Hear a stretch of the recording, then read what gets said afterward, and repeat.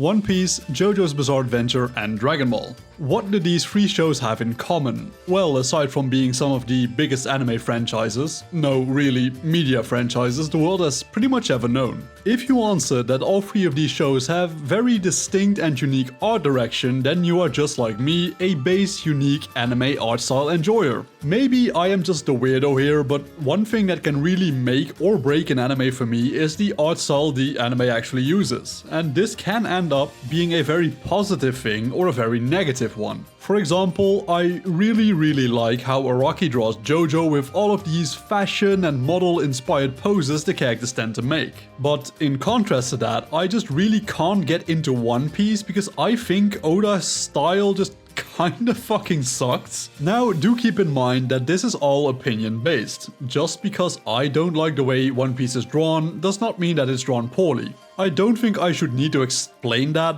but we all know how some anime fans are just incapable of separating someone's opinion from their little personal reality they have going on.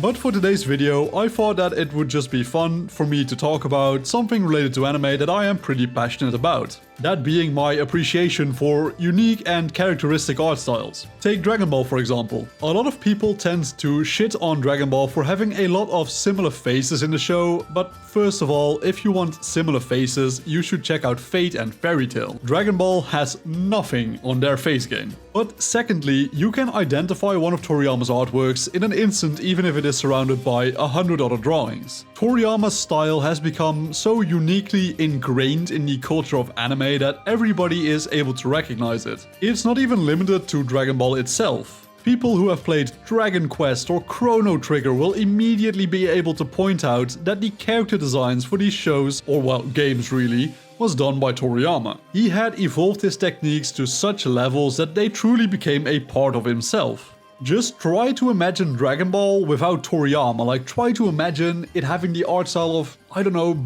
Bleach maybe? Personally, I just can't do it. I just really can't. It just looks weird to me. Like, I can't imagine a world where Dragon Ball was not illustrated by Toriyama. But the same thing goes for One Piece. Sure, I personally think it looks awful, but I can't deny that it has one damn unique art style that is very recognizable to pretty much everyone. I don't think I know a single someone whom I could show a picture of a One Piece character to, only for them to not recognize what show that character is from. Even I reluctantly have to commend Oda on the fact that he is a very unique character designer who is not afraid to get artsy with proportions and looks and faces and everything. He does really bring his own character into his, well, actual character designs. I can trash on his art style all I want, but it won't change the fact that he has created one of the most visually iconic media franchises of all time, and he can still draw at least a billion times better than me. But the biggest, just most sexy art style I have ever seen in anime just has to be JoJo's Bizarre Adventure. That show is just one big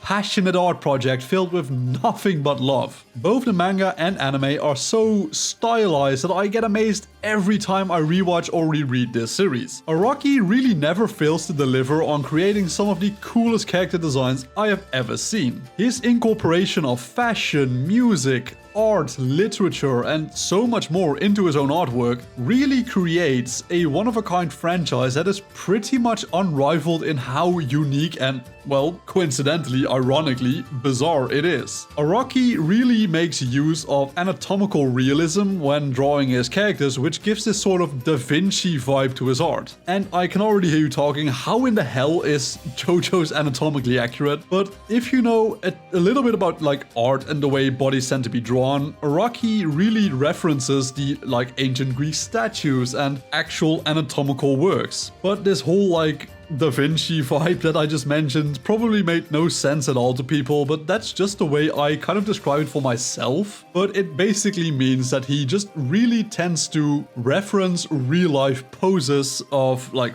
famous artists, famous sculptures, etc. in his actual character designs. His usage of unique poses is also something that just screams JoJo. Every time I see a character strike a pose in whatever type of media ever, like I just immediately think that that must be a JoJo reference. The very concept of posing has been so culturally ingrained with JoJo as a franchise that no other anime can really top it in that regard. But these are just 3 examples of anime I find to have particularly strong visual styles that represent that franchise. There are many more anime franchises that have a visual style that is also pretty strong and recognizable. A couple of examples I can just think of from the top of my head are Claymore, pretty much all of Studio Ghibli, Devilman, Baki, Kill la Kill, etc. There are a lot of shows that have very unique and distinct art styles that show the personality of the author through their works. But there are a lot more anime that have what I call generic art style. Now, does this mean that these shows are bad and that these shows have poor art? No. Having generic art does not make a show bad. It does, however, make the show stand out a lot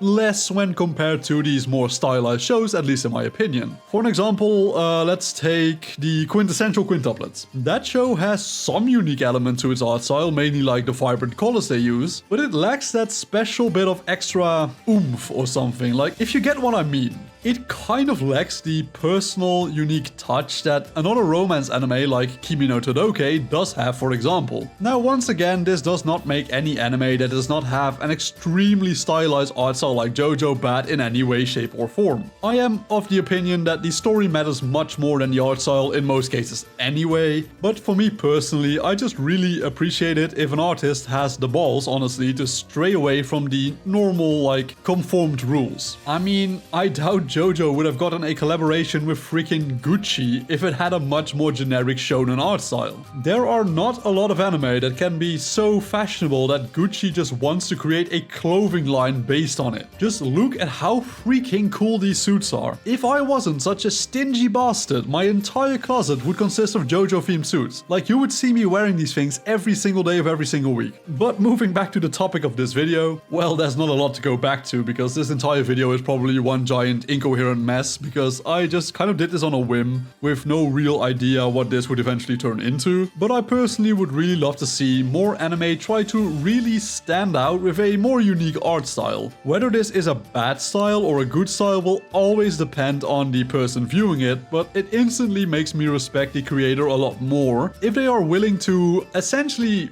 get criticized because they use their own personal art style. In my opinion, anime and art should clash with each other more to create, ironically enough, more actual works of art. Now, does this mean anyone who watches generic looking anime sucks? Of course not. I watch generic looking anime too, all the time actually, like everyone does. And that is perfectly fine. As long as it does not look like Kamichama Karin, you are totally in the clear. There are very little shows that are objectively just horribly drawn, but the aforementioned one I just mentioned right now is one of them. I just don't have any words. And do keep in mind that creativity can also be shown in other aspects of the show itself. Take a strong contrast between setting and visuals like Made in Abyss does, for example, or a unique choice of music to go for your show like Tower of God used. Go crazy on the types of voice actors you use, just unleash your full creativity and don't be afraid to release your passion project into the world. Everyone might roast you, but I personally will always respect the courage it took to put something out there that truly does represent your own style. But with all that being said, my friends, thank you all so much for taking the time out of your day to watch my videos. It really means a lot more than you think it does. If you liked today's video, please be sure to leave a like, subscribe, and hit the bell icon to never miss another video ever again. Work hard, study well, and eat and sleep plenty, and I will see you all again in the next video. Peace out.